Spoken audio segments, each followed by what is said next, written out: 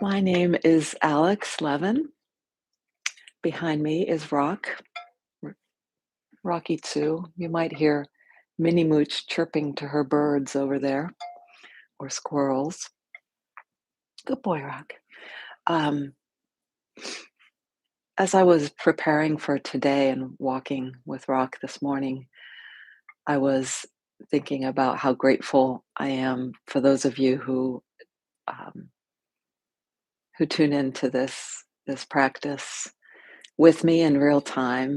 And some of you give me a note as you have today on the chat, which was super helpful.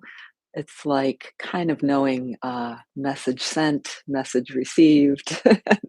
There's a to and fro, even though we don't see it other than the chat, perhaps. I know, Rock, I know.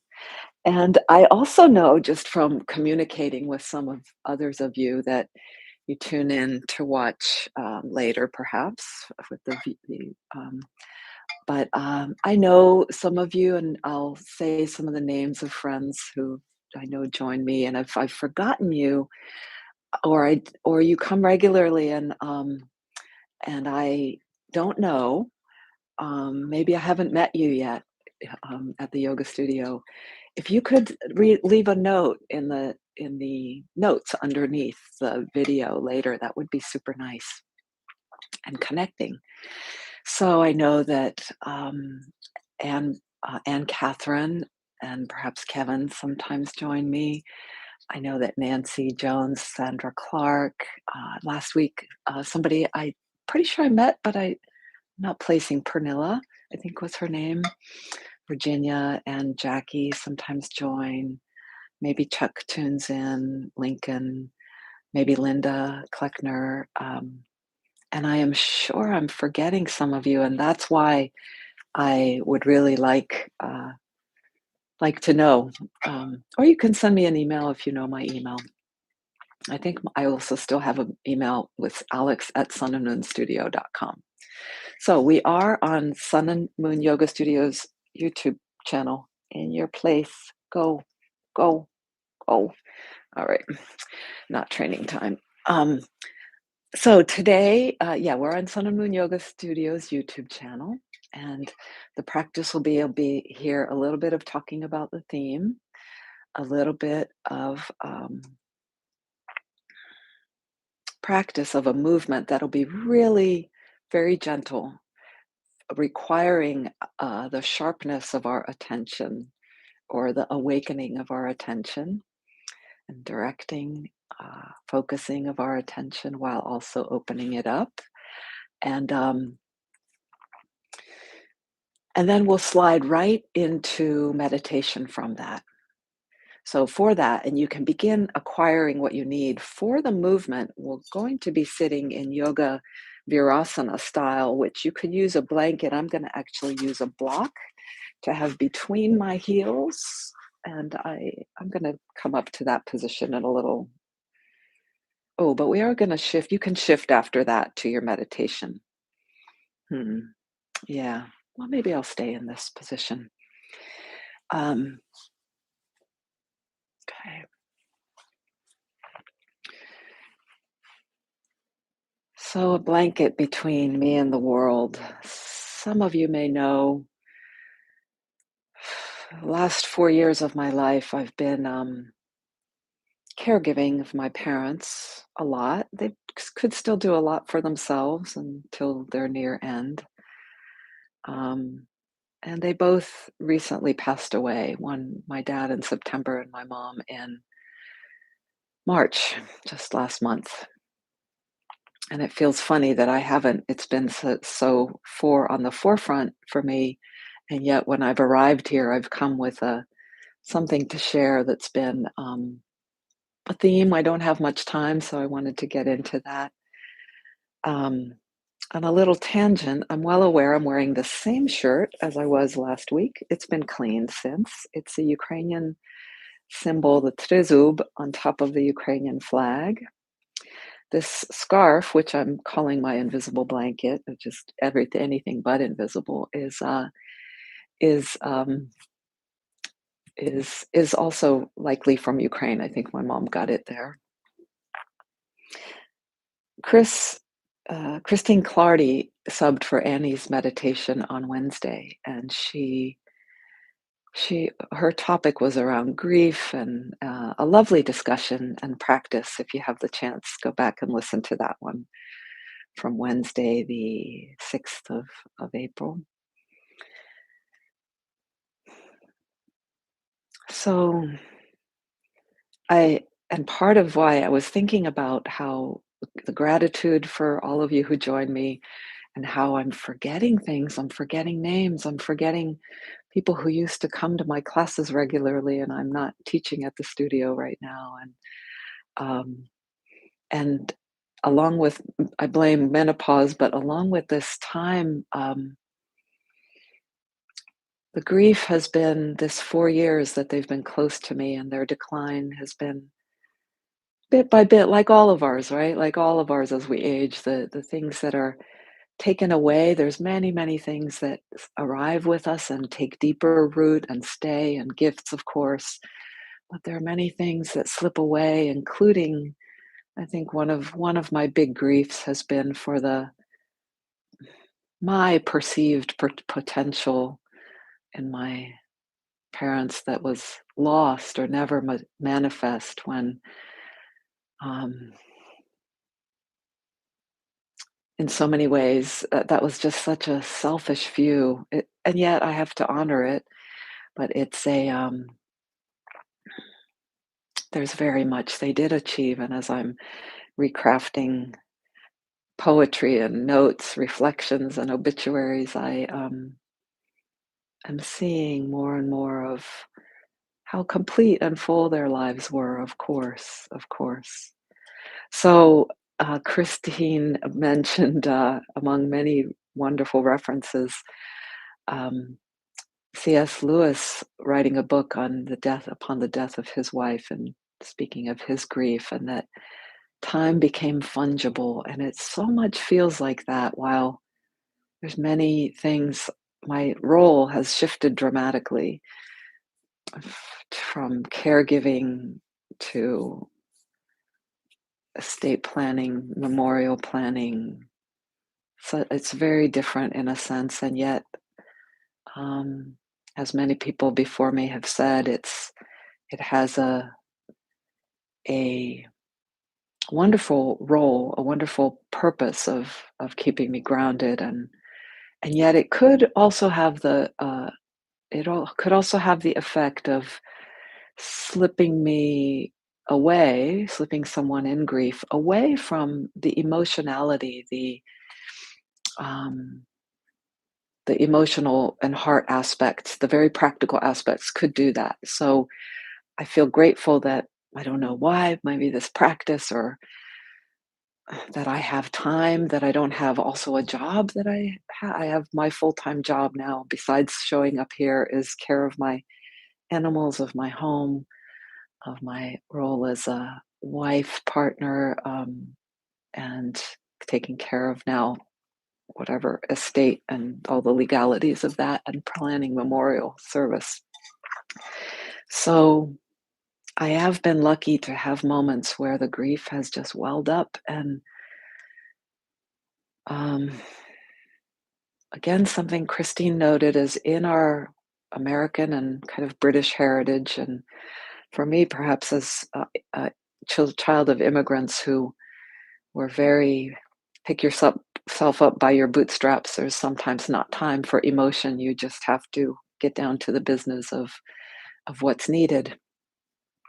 Um, all that important, but also the need for the kind of slowing down of time, the time of allowing memories, of allowing the memory to transform into its emotional content, the feeling tone, and then to, as the poem The Guest House tells us, to really, um, and I think that poem, which I'll recite a little bit later, will tries to capture that moment of arrival of when a guest arrives, a visitor, as Sharon Salzberg talks about, arrives, that before we get to the going to the kitchen and getting the drink and getting the sitting room clean, and et cetera, et cetera.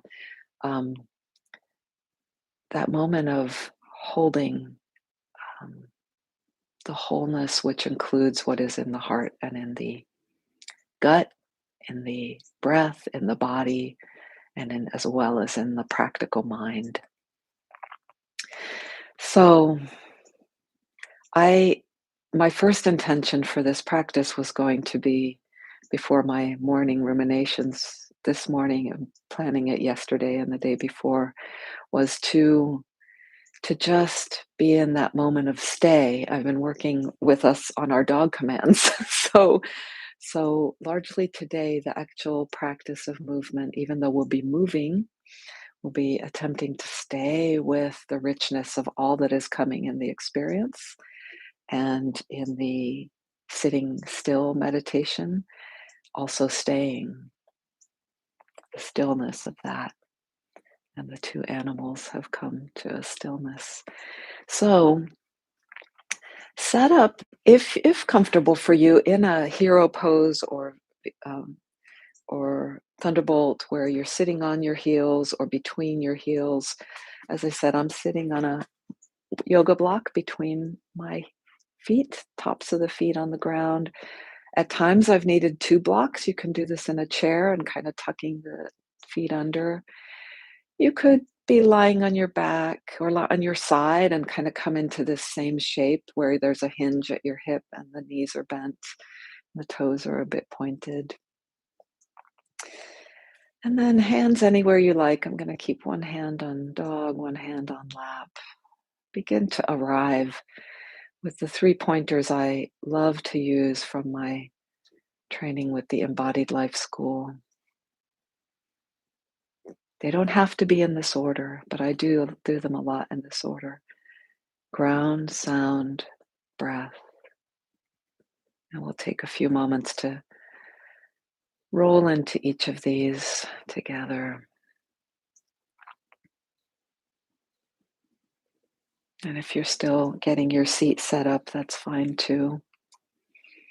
Your place, your seat, your asana does not have to be a sitting seat. It can be a standing. I have known people who do their meditation standing, and this movement could be done from standing. Finding our ground. So we know this if you're a yoga practitioner, if you're a Tai Chi practitioner, Qigong.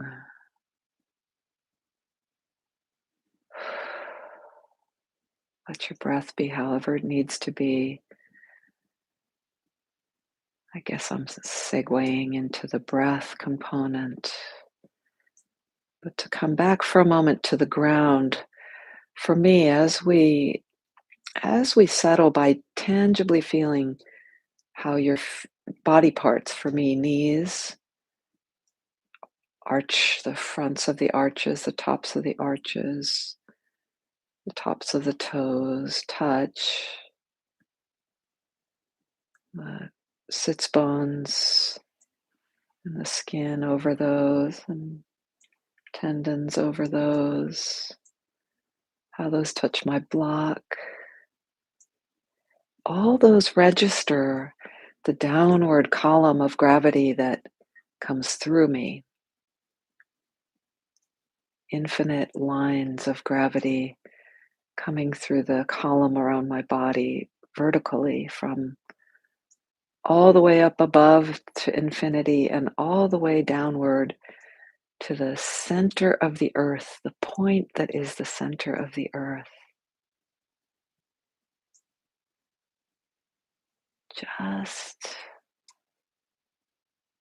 Just noticing that directional, um, in our imagination. What does that conjure up in the feeling tone of your body? Today, for me, I'm envisioning a tiny molten yellow, orange, red hot fire in the center of the earth. I think truly it's bigger than just a tiny dot, less than my fingertip. But for me right now, what I'm envisioning is that almost invisible straight line coming down from my central channel all the way through the, what is it, thousands of miles? Is it millions of miles? I don't know. I don't think it's millions, hundreds of thousand miles to the center of the earth. I need to look that up. Now, along that continuum, and oops, I forgot to bring in breath. I brought in, let's take another few seconds with that. Yeah, breath will be an important one here. And I just placing my hand on my heart now as I'm feeling breath.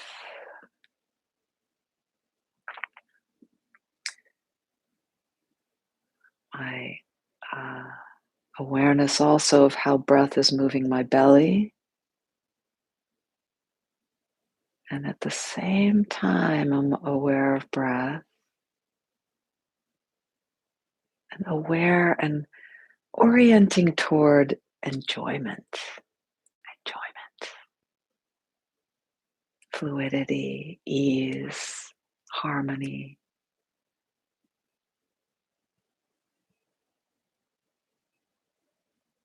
At the same time, sensing breath, can I also sense sound?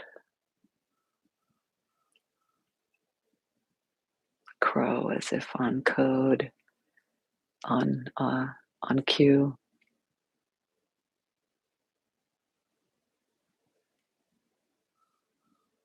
Sound as it is this invisible vibration coming toward us.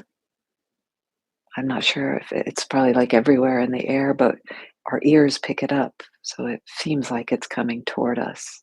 Seems like it was the crow over there, an invisible thread connecting to my eardrum through these technical devices and registering as sound here. And that is a code word. The sound is code word for all that's around us, we're in this field of, and we participate. We're not separate from it. It filters into us and we filter into it. Many, many different levels.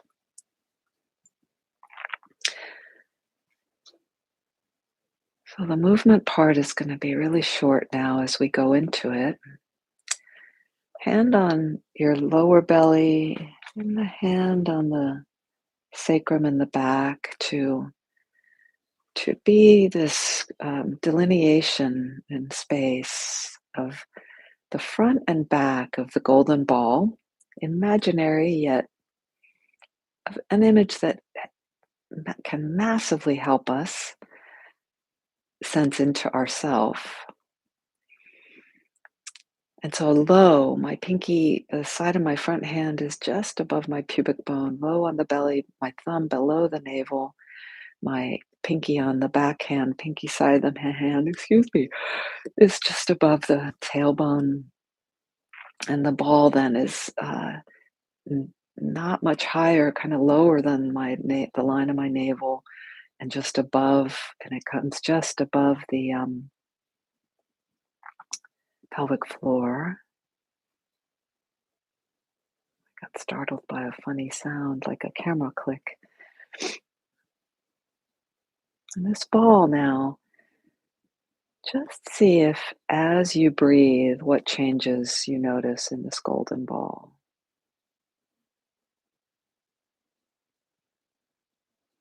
Now, when I first encountered this image, gifted me by Russell and Linda Delman, I resisted a little and I took the liberty, the permission to the smooth golden surface, like from a childhood fairy tale, was not exactly, didn't fit for me. I don't remember what I used. A water balloon. I might have used a water balloon image. a multicolored water balloon. But as I worked with it, I really got drawn to the golden ball.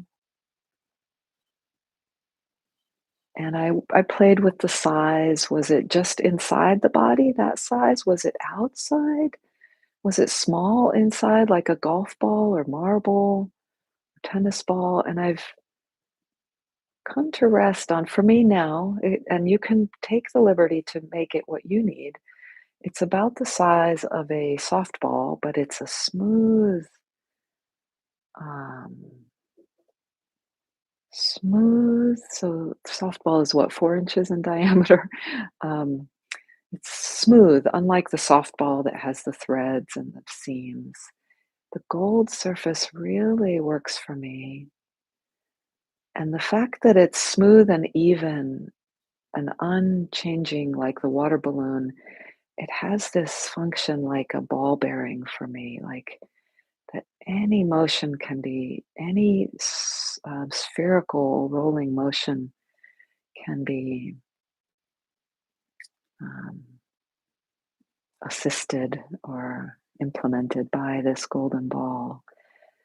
So, as if not of your action, but of your intention, imagine this golden ball rolls forward a little bit. Pause there, and then imagine it rolls back and focus mostly on, again, the orientation toward enjoyment, toward ease, toward harmony, toward relaxation.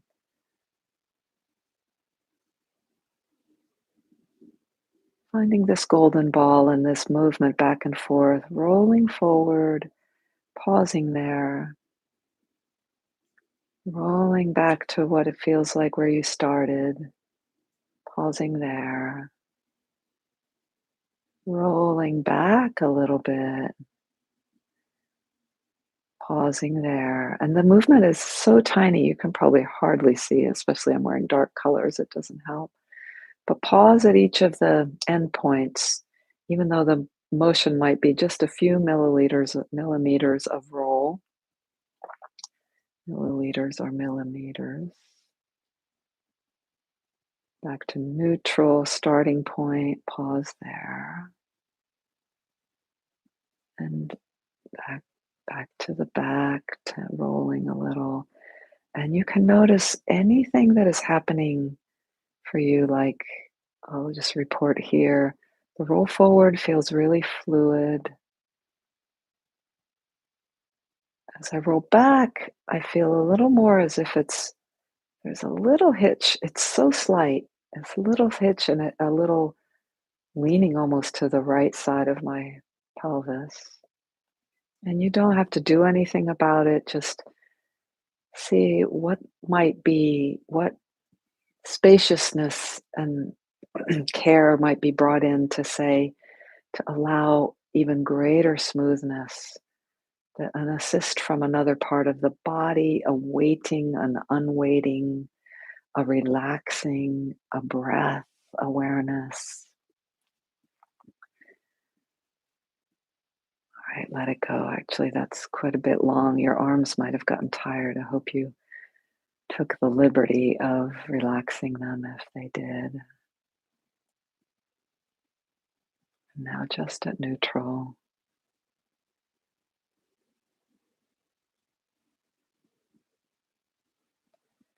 As you get practiced, and I was already talking quite enough, but I wanted an additional instruction during that movement is to start to be more and more aware of sound, space around, all that's nearby, the whole body together, the central channel, how the movement travels up the spine, how it affects jaw perhaps, or legs. And it's fine if you just hone in and the attention was just right there. And just now, as we come out of it, as we meet the new set of visitors, because we're in a new place, we're a new guest house actually, each moment in a way. slightly different, slightly refreshed.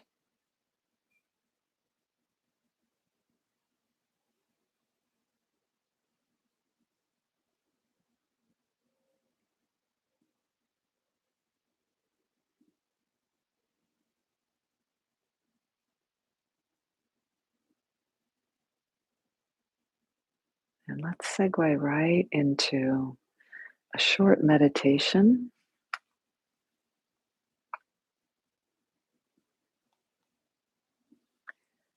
I talked a lot today, as I always do, but this will be about a 4-minute meditation beginning now. With no bow, just stay right where you are in the stillness that the movement brought us into.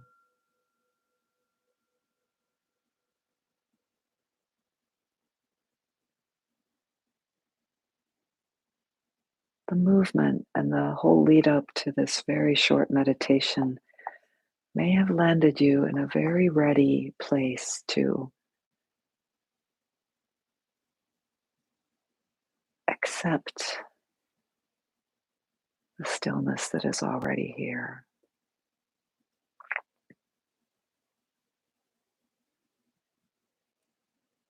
You need not perfect your posture. If you are on your side, on your back, in a chair, you could just have stayed right where you are.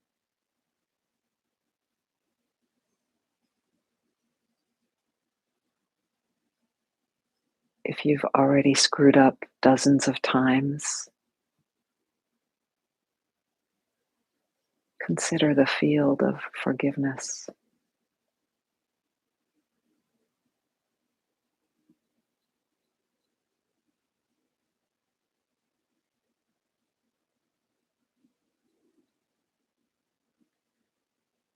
Armed with the tools of ground, sound, breath, let's just stay.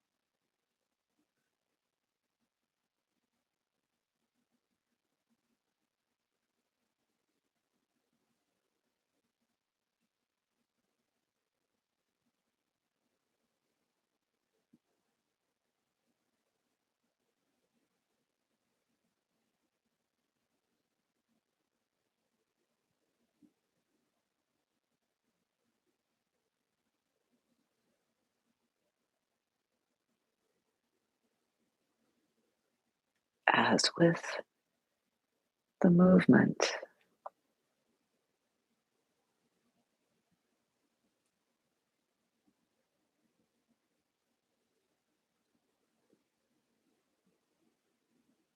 orienting toward ease,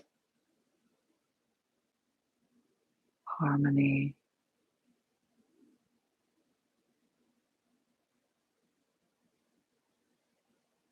wide open, boundless awareness.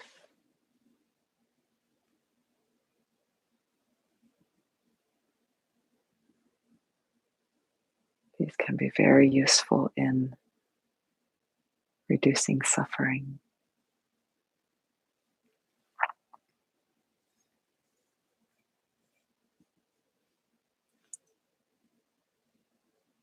Stay, if you like, in the meditation. One bell is coming, and then a poem. If you need to leave, you can leave after the first bell. If you would like to stay in the meditation hearing the poem, you can continue and there will be another bell and closing after that.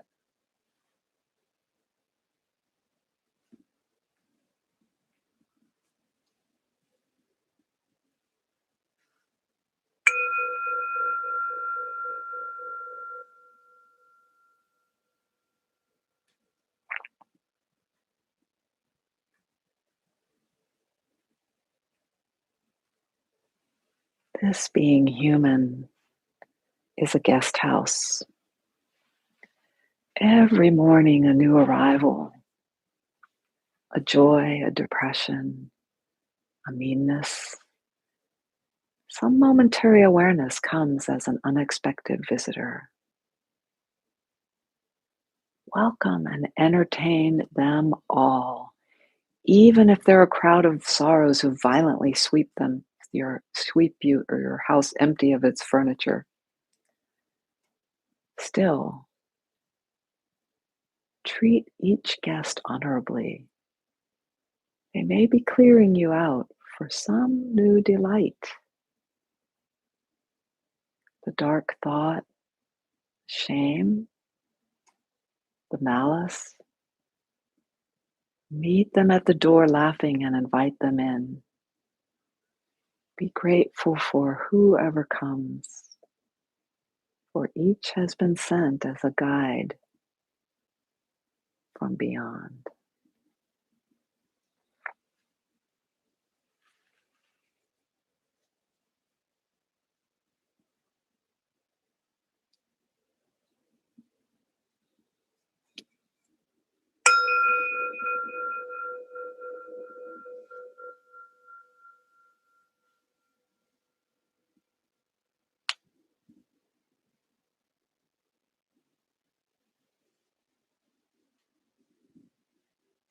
Maybe you bow with me in transition from our practice to the next thing, or another way that you mark the transition.